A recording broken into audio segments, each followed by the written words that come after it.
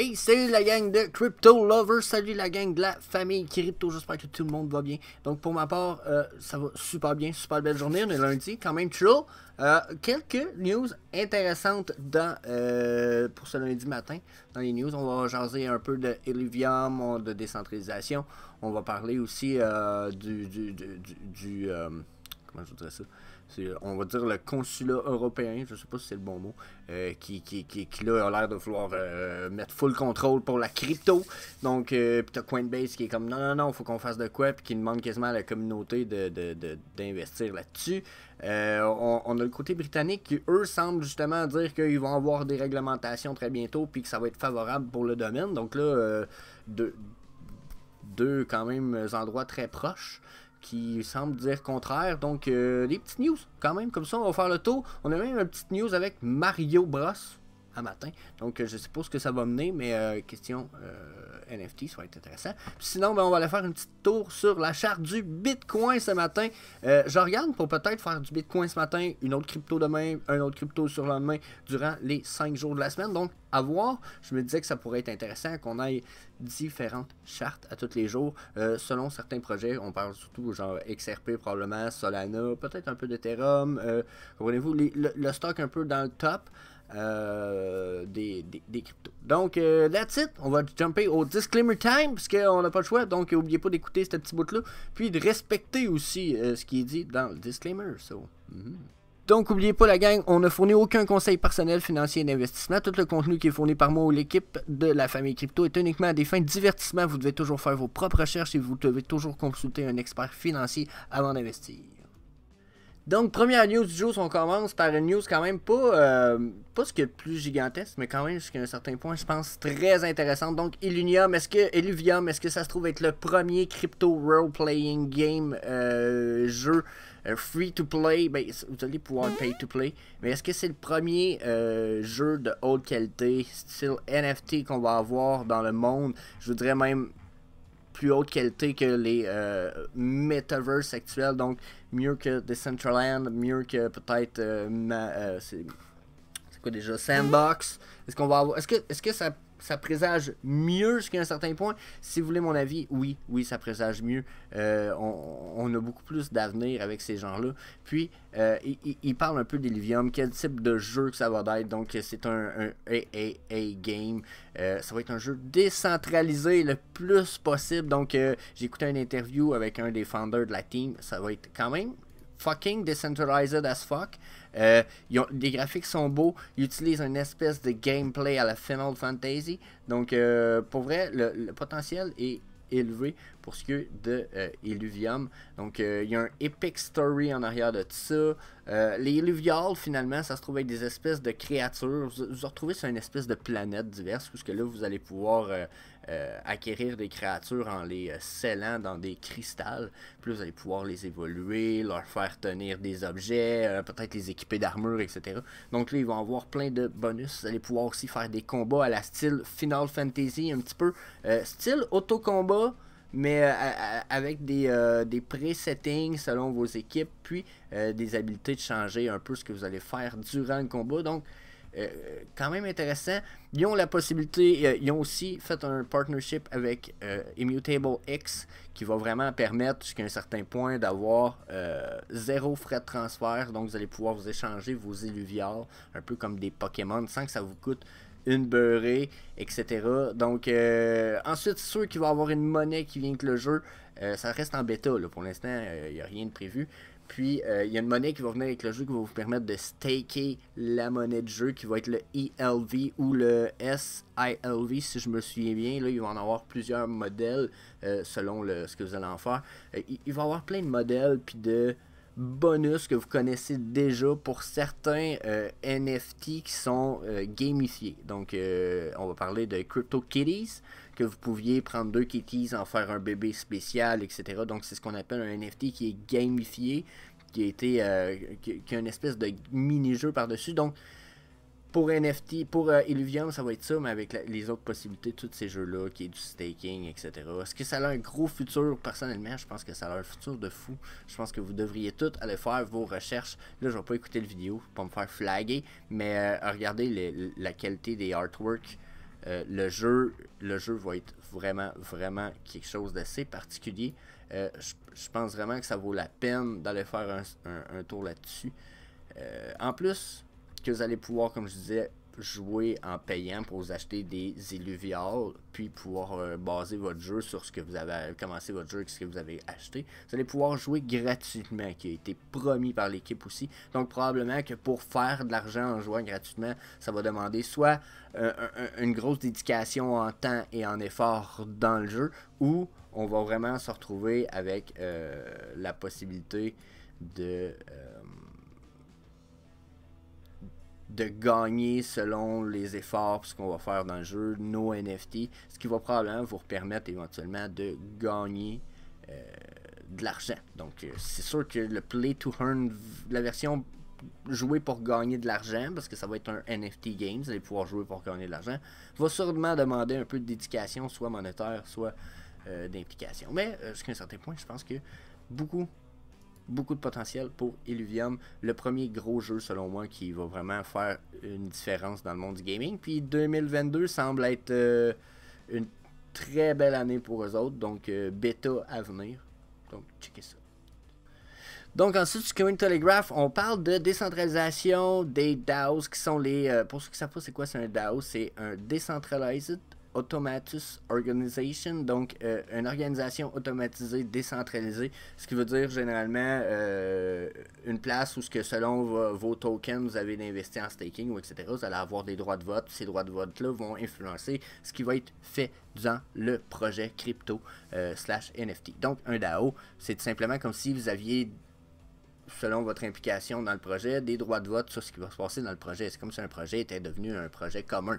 Okay? Donc, jusqu'à un certain point, décentralisation, DAO, les DAO font partie, en grosse partie, de la décentralisation. Puis, dans cet article-là, on parle vraiment du fait que le Web 3, c'est ça, c'est de la décentralisation. Puis, il donne des images quand même super amazing. C'est le pourquoi j'ai gardé l'article puis que je voulais vous en parler, vous le montrer. C'est que il montre l'histoire de l'Internet. Puis, c'est vrai, là, jusqu'à un certain point. À la base, l'Internet, quand on regarde ça, c'était des pages Internet simples avec du texte, un fond en couleur, une page Internet. Moi, j'ai fait les premiers sites Internet, j'en ai déjà fait un. Puis c'était rien que du texte, puis un background de couleur, puis vous aviez une autre page avec un autre texte, puis un fond de background de couleur. À un moment donné, il avait mis des images là-dedans. Ouh, là, tout le monde capotait. Comprenez-vous? Mais c'était super basic, là. OK? Ensuite, on a eu Web 2. Là, c'est celui que vous connaissez tout, là. Où que là, tout est centralisé. Vos informations, c'est Google qui les contrôle. Puis s'ils veulent les vendre, ils peuvent. Ils en vendent sûrement déjà une partie. Ils peuvent vous envoyer les publicités qu'ils veulent selon ce qui sont vos intérêts qu'ils ont découvert selon vous. Vous comprenez? Même vos informations bancaires, quand vous faites un transfert jusqu'à un certain point, Google peut même s'en rendre compte. Parce que vous avez peut-être utilisé sa plateforme ou que vous êtes... Je sais pas si vous comprenez. Il y a des affaires quand même assez... c'est ce qu'on appelle la centralisation, c'est que il n'y a rien de caché pour ceux qui contrôlent le système au bout de la ligne, comprenez-vous? Donc si vous contrôlez une grosse partie du système ou par où transige le système, le Web 2.0 peut quand même être un peu, jusqu'à un certain point, comment je vous dirais ça, problématique. Okay? Donc, qu'est-ce qui est le Web 3.0? Ben, c'est un peu l'inverse de ce qui est le Web 2.0, mais avec une efficacité améliorée vis-à-vis du 2.0, parce qu'il va y avoir la possibilité de créer des automatisations dans le système de la part des utilisateurs du système, ce qui veut dire qu'il va pouvoir... Les utilisateurs vont pouvoir créer eux-mêmes certaines choses dans le système, ce qu'ils ne pouvaient pas faire avant parce que ces choses-là auraient été contrôlées par les gens qui contrôlaient l'information. Ce qui veut dire que vous allez pouvoir décider quelles informations, puis quand sont partagées, puis à quel niveau, puis jusqu'à quand. Puis jusqu'à quand les personnes vont avoir le droit d'utiliser votre nom, votre numéro de téléphone. Puis tout est super décentralisé le plus possible. Mais là, il y a un problème avec tout ça. C'est que cette décentralisation, elle dérange ceux qui ont pour l'instant le problème, l'accès à tout le pouvoir par la centralisation. Là, pour ceux qui sont un peu plus, qui sont bons en psychologie, pas en psychologie, mais en élaboration, puis en conception de comment fonctionne Internet ou des wallets, etc. Ça ici, c'est une représentation super crazy, amazing de la différence avec l'Internet 2.0, avec le 2.0, ce qui vous permet vraiment d'être beaucoup plus protéger, puis d'avoir beaucoup plus de contrôle au bout de la ligne. Donc, il parle de tout ça dans cet article-là. Puis, si je regarde les petites notes que j'avais prises, il parlait que... Bon, il parle de rien de ce que j'ai pas dit, mais il disait, ah oui, c'est ça, mais il disait que là, pour l'instant, la décentralisation, c'est ce qui est la fiabilité du 3.0, l'interopérabilité, les DAO, etc. Même que, tu sais, l'organisation des DAO en ce moment, là, ça ressemble pas mal à ça. Un DAO permet de faire tout ça, puis les DAO vont agir avec les contracteurs qui vont faire des produits, qui vont les échanger avec les utilisateurs du DAO puis du système. Donc, la crypto, là, super nice, sauf que là, il y a un problème avec la décentralisation puis le Web 3.0, c'est que c'est très peu user-friendly. Dans la mesure où même si je veux faire rentrer ma blonde dans le Web 3.0 en ce moment, c'est compliqué. C'est quasiment plus facile de faire rentrer un enfant de 10-11 ans dans le Web 3.0 que de faire rentrer ma blonde dans ce domaine-là. Parce que eux sont très pris dans le oui, mais je fais confiance à Google. Oui, mais Google, il est où pour me protéger? Comment je fais pour me plugger avec Google en un clic? En un clic. Je sais pas si vous comprenez. C'est ça un peu qui est la différence avec la décentralisation puis le Web 3.0. Donc, pour l'instant, qu'est-ce qui se passe? Puis j'en ai déjà peut-être parlé rapidement. C'est que ça va nous prendre des belles plateformes comme Binance, mais totalement décentralisées, qui fonctionnent aussi bien, qui offrent autant de possibilités et de fonctionnalités. Ça va nous prendre des choses comme ça qui vont évoluer. Est-ce qu'on en est rendu là? Je pense qu'on en a encore pour 2 ans, personnellement, mais on va voir en 2022 beaucoup d'améliorations, surtout vers la décentralisation, que même Binance tend à aller vers présentement. Puis une des raisons de ça, c'est la prochaine nouvelle, qui est le fait que l'Europe, dans le fond, le Parlement américain veut vérifier l'identité des citoyens qui transfèrent des fonds parmi les wallets qui sont non identifiés. Ce qui veut dire que si vous auriez un wallet, un ledger, ou ceux qui connaissent le Ledger, qui est une clé USB, un cold wallet. Vous avez un MetaMask, qui est un hot wallet, mais qui ne nécessite pas de vous identifier. Ben là, le Parlement européen, lui, il veut obliger l'identification. Il voudrait obliger, exemple, MetaMask et Ledger de dire que si les utilisateurs veulent continuer à utiliser leur plateforme, il va falloir qu'ils s'identifient. On sait que Ledger est européen, si je ne me trompe pas. Donc là, je leur souhaite pas trop de recul. J'ai pas été voir ce qu'ils en ont dit. Mais le but de ça, c'est d'arrêter l'anonymité de tous les paiements en crypto qui ont été faits. Donc, c'est pas nécessairement une super bonne nouvelle pour ce qui est du côté européen, puis des nouvelles crypto un petit peu. Je vous dirais que c'est comme un peu même négatif. Plus en plus va être voté demain. Donc, demain, ça va être voté. Puis, comme c'est là, ça a l'air de présager comme de quoi que le Parlement, ce qu'ils veulent, ça va passer assez strike pipe. Il n'y aura pas personne pour ostiner ce qu'ils veulent établir comme réglementation.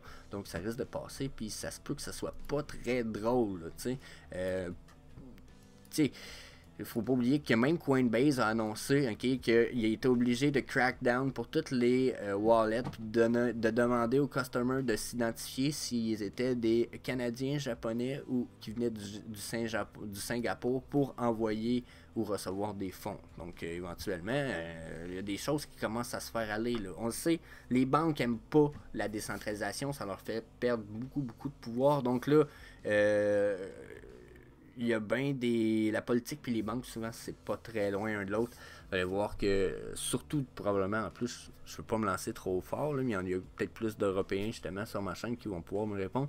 Mais en Europe, si je me trompe pas, les banques puis la politique, ça joue comme ça pas mal.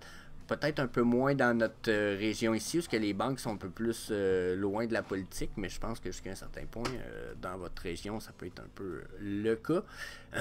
Ensuite, on a, malgré que Coinbase est obligé de faire ça, on a Coinbase qui a fait un call au public pour s'opposer à la révision de l'Europe sur l'histoire des fonds. Donc encore là, Coinbase, pris en deux feux, j'ai l'impression, depuis 1 an ou 2, ils veulent complaire le plus possible aux réglementations, mais je pense qu'ils veulent des réglementations qui ont du sens, puis je pense que ça n'aurait pas de sens qui y aille avec une réglementation si folle. Je ferais peut-être Non, c'est pas ici. J'avais pris des citations, justement, mais peut-être qu'ici, ça serait une à dire, mais malgré tout, je pense que Coinbase a été clair. Ils veulent s'arranger pour aller ce que les gens parlent, puis aller à l'encontre de ce qui est là. Dans le fond, ce qu'ils disent aussi, avant d'oublier cette bout-là, c'est vrai, j'allais pas en parler, mais ce qu'ils disaient, c'est que tous les transferts au-delà de 1000 euros, ce qui équivaut à 1100 $, je pense, US, va nécessiter une identification de la personne. Donc, je trouve ça assez limitant, puis je trouve qu'on est loin de la décentralisation. Fait que je pense que je comprends pourquoi Coinbase veulent demander au public d'aller contre l'Union européenne pour ce qui est du Transfer Fund Regulation. So, ensuite, je pense, une nouvelle assez rapide, rien de super huge encore, mais du côté de la Bretagne, je pense qu'on dit, les autorités ont révélé une crypto-régulation dans un futur proche. Donc, ça semble annoncer des régulations qui sont en faveur du domaine, okay? Parce qu'il a été cité que ces réglementations sont susceptibles d'être favorables à l'industrie, offrant une clarté juridique pour un secteur qui a jusqu'à présent manqué de réglementation. Donc ça, c'est ce qui avait été... je ne sais pas, ça a été cité où? Ici. Donc, jusqu'à un certain point, intéressant.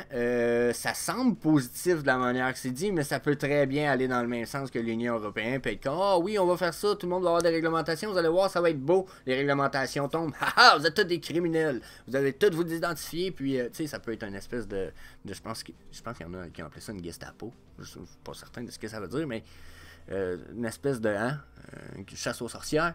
Donc, jusqu'à un certain point, ça peut être bon, ça peut être mauvais. On sait que jusqu'à présent, de toute façon, là, pour ce qui est de la Bretagne, ils n'ont pas été smart avec la crypto. C'est un peu weird qu'ils disent ça comme ça parce qu'ils n'ont pas été smart avec genre Flocky et nous, après ce que j'ai pu lire. Fait quand même peut-être un peu inquiétant. Puis sinon, ben, d'une autre façon, d'un autre point, ils travaillent tranquillement pour aller voir, pour avoir une stable currency, probablement digitale. Puis, si je me trompe pas, c'est eux qui regardent pour de l'argent, comme je disais, indexé, qu'on va appeler des stablecoins. Puis, sont en pourparlers étroit avec la crypto-monnaie Gemini. Donc, où c'est que c'était écrit ça? Là, moi, je fais des traductions, mais je ne me rappelle jamais exactement ce que c'est pris. Ah, c'est ça. Donc, il est aussi important de noter que les sources ont révélé que les autorités ils creusent profondément dans la complexité des cryptos, dans la crypto-industrie, puis du US Dollar Peg Digital Currency called Stablecoin. Donc, tout ce qui est appelé un stablecoin, il fouille là-dedans. D'après moi, ils veulent les mettre leur stablecoin, puis il dit qu'ils sont en close talk avec le Cryptocurrency Exchange Gemini. Donc, Gemini, qui est un exchange, un crypto exchange, qui semble être canadien, si j'ai bien compris. Personnellement, je n'avais pas entendu parler. J'avais entendu parler de Nifty Gateway, parce que c'est leur plateforme de NFT, puis je suis un NFT un peu searcher. So, je n'avais entendu parler un petit peu, mais j'avais pas entendu parler de Gemini. Sauf que ça me semble... J'ai pas eu le temps d'aller voir, je sais pas si c'est centralisé, décentralisé, j'ai vraiment pas eu le temps d'évaluer ça, mais probablement que ça va valoir la peine d'être évalué si jamais vous êtes dans cette région-là, surtout.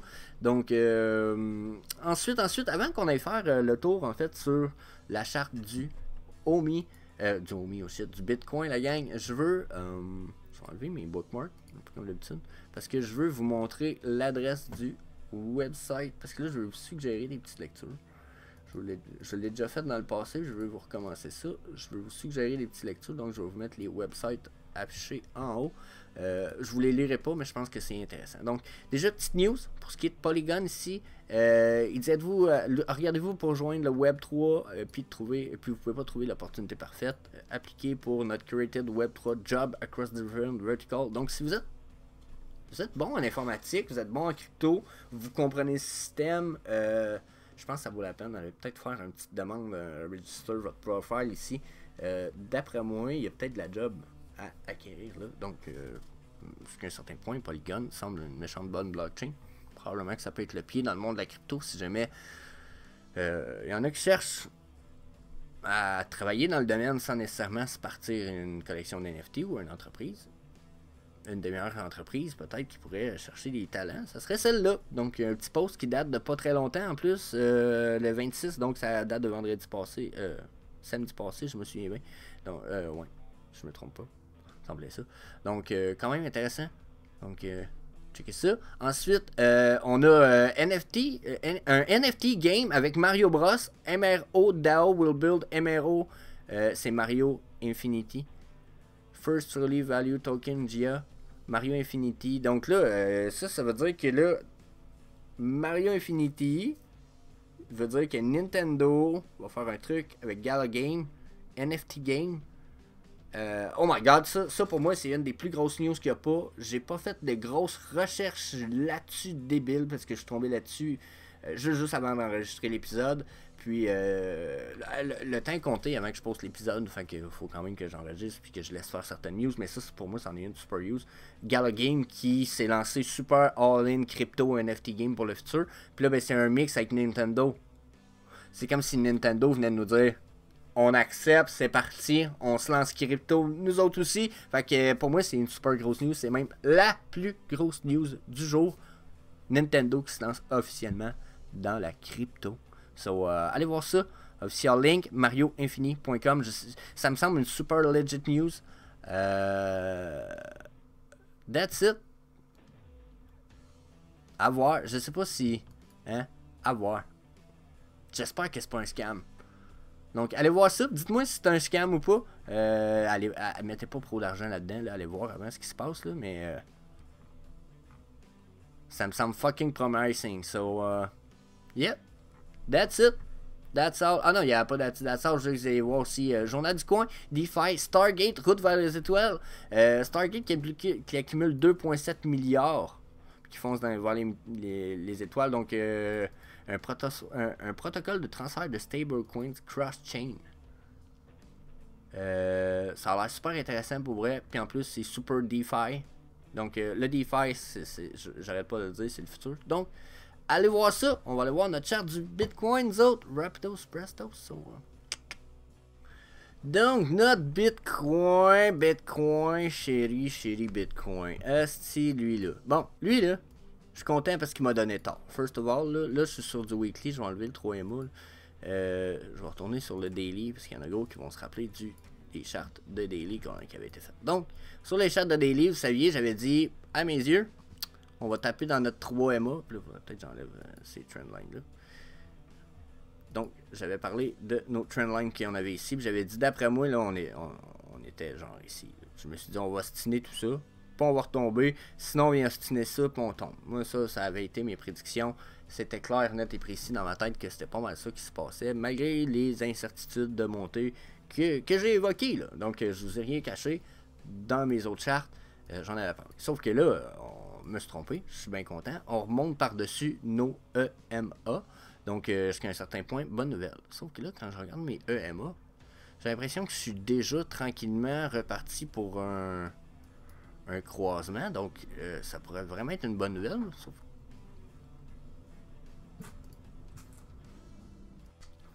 Donc, comme je disais, si je regarde mon MTF, qui est un multi-time frame de stochastique RSI, sur le daily, on est dans le top. Là. Ce que ça me dit personnellement, c'est qu'on s'embraye pour une redescente dans les 2-3 prochains jours. Donc, on a l'air d'être essoufflé un petit peu. Je pourrais aller chercher voir un stochastique RSI, voir régulier, ce qu'il va me dire, malgré le fait que celui-là, c'est un multi-time frame. Oh, j'ai trop d'indicateurs présentement. Donc, ce sera pas bien long, on recommence. Donc, si vous regardez, stochastique, encore une fois, se trouve être mes deux lignes, là, probablement ma bleue et ma grise. On est à côté dans le plafond. Si je vais voir un RSI plus régulier à son tour, rapidement, ce qui est ici. Donc, encore une fois, vous voyez, lui, il vient d'à côté dans le top. Sauf que pour l'instant, notre médiane n'est toujours pas proche du top ni de ma ligne. Donc, on a une montée possible jusqu'à un certain point. Là, je pense qu'on peut encore monter peut-être jusqu'en 49, 40. Et on avait des zones de résistance ici, mais d'après moi, ceux-là, on les percera pas. Là. 52 va devenir 50, 1000 va devenir une super zone de résistance. Si on monte jusque-là. Ensuite, d'après moi, on va venir redescendre là, pour venir consolider un petit peu plus bas, soit pour respecter ces lignes de support ici, ou soit, comme je disais, pour venir les briser, comme j'avais pensé, hein, personnellement. S'il y en a qui se rappellent, moi j'ai l'impression qu'on allait descendre dans les 30 puis les 20 000 quand même assez rapidement. J'espère quasiment me tromper, mais pour ma part, on est de moins en moins, j'ai de moins en moins raison, mais on s'en allait en bear market. Là, probablement que c'est plus le cas pantoute, donc pas que c'est décevant, c'est juste un peu différent. Question résultat, puis éventualité. Donc, ensuite, si on a parlé de EMA, ensuite, si je regarde le weekly par exemple, je vais me permettre de regarder le weekly sur, oui, avec le MTF. Donc, avec le MTF, quand je le regarde, je vois clairement que sur le court time frame, je suis très haut, ce qui me dit que je vais redescendre. Mais quand je regarde mon long time frame, il y a des bonnes chances que je finisse par remonter. Donc, ma prévision personnellement pour ce qui est du MTF, c'est qu'on va revenir descendre ici, mais que notre ligne verte, elle, continue à se monter. On risque de rebondir ensemble. Peut-être redescendre en bas, venir faire un bottom, puis nous flasher style envers comme on a ici. D'après moi, on va avoir quelque chose qui va se passer là d'un temps à venir. Donc, une fois ces chutes-là de fait, puis les EMA, on pourrait peut-être aller voir. Là, je suis encore sur le weekly, bien entendu, on va essayer de redescendre un peu. Sur le 4 heures, j'avoue que j'ai pas été voir. Donc, sur le 4 heures aussi, regardez, il nous annonce une chute. On va aller prendre notre curseur. Il nous annonce une chute sur le 4 heures. Donc là, on a eu des belles montées là, épouvantables. Puis je suis all-in, je comprends. Mais pour vrai, j'ai l'impression qu'on va venir au moins retester notre nouvelle trendline qu'on s'est dessinée ici là, en vert. Que je pourrais peut-être mettre en rose, bleu, ou tiens en rose. Donc vous voyez, on a une ligne de support jusqu'à un certain point. Là, que d'après moi, on va revenir tester. Si on reteste ça, on peut redescendre jusqu'à 44-45 000. Ça ferait beaucoup de sens. Si j'y vais et j'applique un SSL channel, parce que bon, j'ai parlé un peu dernièrement aussi avec une personne qui faisait des chartes, puis il m'a dit parfois les gens aiment mieux les indicateurs automatiques, comme ça ils ont moins l'impression que tu peux leur faire dire ce que tu veux. Puis je pense qu'il a raison. Donc encore une fois, SSL channel, regardez, il est loin de mes chandelles, donc possible signe qu'il retourne un peu dans cette pas de mes chandelles, mais de mes lignes de SSL channel sont loin de mes chandelles, un peu comme ici. Donc signe de retour possible éventuel, donc un changement aussi de tendance dans le SSL channel. Si je viens voir sur le daily, il est aussi bullish, puis il est aussi éloigné. Donc quand il s'éloigne, hein, vous voyez, quand ça s'éloigne de même, d'habitude on vient tomber dedans, retomber au moins dedans, puis parfois on va switcher tout de suite après de tendance. Donc probablement un petit tendance reversal à prévenir du point de vue du SSL channel. Si je sors le Ultimate MACD Multi-Time Frame, puis je regarde ce qui se passe un petit peu, regardez ici, là j'ai quand même deux lignes quand même assez bullish. J'avais eu une indication que ça s'en venait aussi. Il y a quand même, là on est sur le daily, 1, 2, 3, 4, 5, 6, 7, 8, 9, 10. Il y a une semaine ou deux. Donc avoir parti en longue, là, juste ici, ça aurait été super payant pour l'instant. Là, on parle d'un profit super amazing. Donc, mettons qu'on part là, puis qu'on monte là. On parle de 20. Ben là, c'est sûr qu'on tape jamais dans le top, mais mettons 19% de profit. Donc, ça aurait pu être, comme je disais encore là, une zone super importante à cash out, sauf que là, quand je vais venir voir ça comme ça, soit je vais continuer à me préparer à voir ça comme ça, ou soit je vais me préparer à avoir une espèce de cassure très bientôt, là, un peu dans ce genre-là peut-être. Quoique la montée a l'air importante, hein. Si je réussis à avoir assez de volume, là, ça pourrait tout changer. J'avoue que quand je regarde ça, je pourrais être très bullish en ce moment pour ce qui est du Bitcoin, mais en même temps, j'ai déjà une perte dans mon volume. Donc d'après moi, la montée va être dessinée. On risque d'avoir un flash rouge sur le Ultimate MACD, mais qu'on ait un flash rouge, d'après moi, on va être parti pour une descente. Probablement jusqu'à la trendline, comme je disais juste ici. Puis peut-être même aussi bas que ici. Ensuite, si je regarde pour aller afficher peut-être un Fibonacci Channel, ou juste un trend base, Tracement, je peux en utiliser à 2 points. C'est pas mes préférés, je vous avoue. On va en prendre un à 2 points de commencer, qu'on se fie au top, puis qu'on dit que notre bottom était là. On a touché la pointe de 0.32, donc ça serait possible qu'on redescende puis qu'on consolide une fois qu'on y a touché, ce qui est souvent le cas. Puis ensuite, il serait bien normal qu'on se monte vers les 50, 51 000, peut-être même 53 000, ce qui serait des zones généralement idéales pour ce qui est de... Pas idéal, mais des zones où on voit généralement les Fibonacci avoir beaucoup d'effets. Là, j'ai pas mon aimant d'appliquer, donc je vais les réappliquer des fois que ça aurait été croche un petit peu. On va voir ce que ça donne. Ah, puis le bas est plus bas. Vous voyez, on a tapé au-dessus du 3.82 ici. Ce qui est une zone quand même importante, là. Donc, si on réussit à consolider au-dessus de ça, ça se peut qu'on n'ait pas de la rechute que je crois qu'on va avoir, qu'on consolide, puis qu'on remonte vers les zones de 50 000, puis 50 et... Probablement que la zone de 0,50 va être à peu près ici. Donc, il faudrait que j'aille la rajouter. Ça m'arrive souvent de les enlever, de la remplacer vers 0,55. Donc, je vais transformer elle en 0,50. On va tricher un petit peu, on va aller voir ce qu'elle donne. Donc vous voyez, ils nous disent 51 000 pour la zone 0,5 du Fibonacci. J'ai l'impression, peut-être parce que c'est un 2 points. J'aime moins les Fibonacci. Tracement en 2 points, on va essayer en 3 points. On va partir d'en bas. On va aller en haut. Puis on va retourner en bas. Oh, pourquoi il m'a rien donné? Il y a de quoi qui n'a pas marché. Donc, en bas, en haut, puis en bas. Le haut, on va le replacer comme il faut. Le bas est pas mal juste.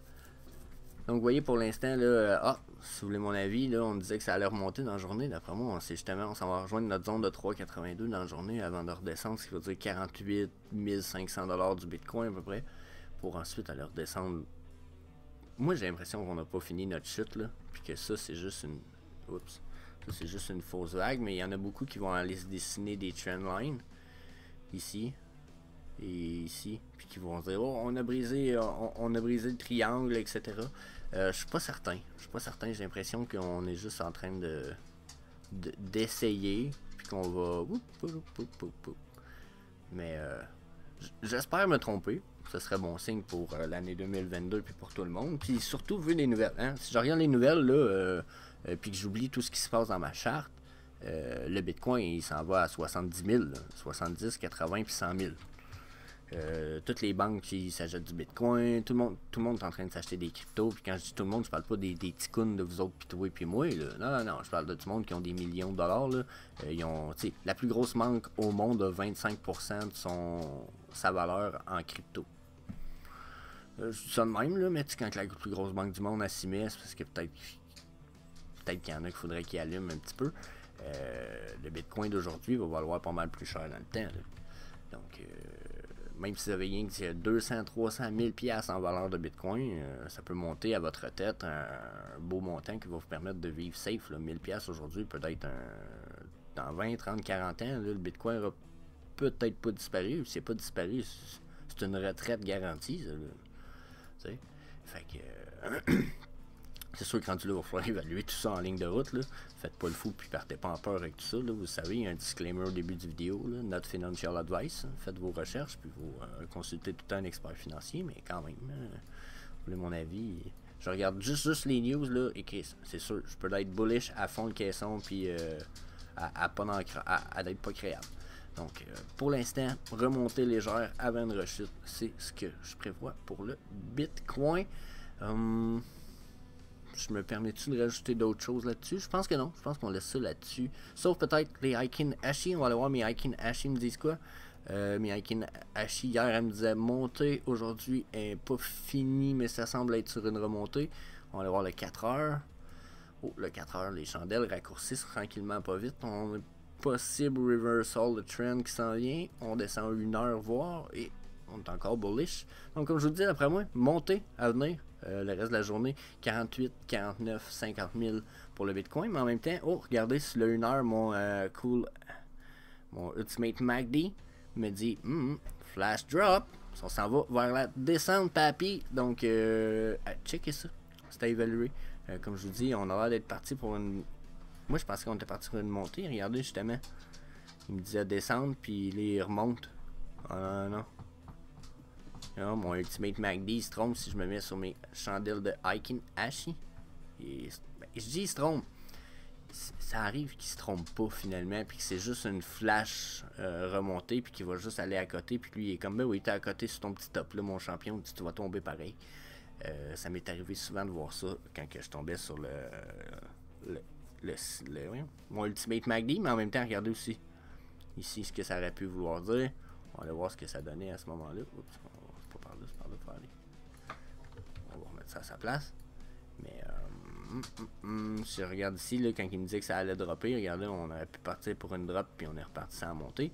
Sauf que personnellement, on suivait une espèce de trendline super fiable, là, ici. Là. Ça semblait, ben je dis super fiable, elle commençait à s'appliquer. Elle commençait à devenir fiable. C'était une grosse remontée, ça me fait penser un peu à ça. D'après moi, on va avoir une rechute. Donc, ça fait le tour, la gang, du chart du Bitcoin pour aujourd'hui. On verra ce que ça nous donne pour demain. On va pas se lancer en peur, puis avec les grosses prédictions de fou. 2022 me paraissait bearish au moins jusqu'au début de l'été. Là, ça se peut que ça soit pas mal plus bullish plus tôt que je le pensais. Fait que je vais garder ma prédiction bearish pour encore quelques semaines, quelques jours au minimum. Puis si je me trompe, ben, ça va être amazing. Je vais pouvoir avoir à apprendre. Puis le contenu après va juste être crissement meilleur pour vous autres. So, je vous laisse là-dessus, la gang. Je vous dis peace. Si vous avez aimé l'épisode, puis que vous voulez être à jour pour les crypto news, puis pour les charts crypto pas mal à tous les jours, faites un sur le subscribe button. Cliquez pour la petite clochette des notifications. Puis that's it. Peace.